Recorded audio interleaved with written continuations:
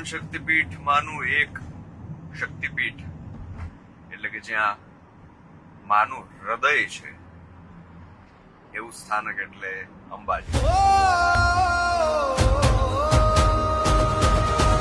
અમારી ગાયેલી એક રચના અલબેલી મતવાલી મૈયા એ છેક ગ્રેમી સુધી પહોંચી, લોસ એન્જલિસ સુધી પહોંચી અને વર્લ્ડ એન્ટરટેનમેન્ટ એવોર્ડમાં અમને બેસ્ટ ગ્લોબલ ટ્રેક એવોર્ડ પણ મળ્યો.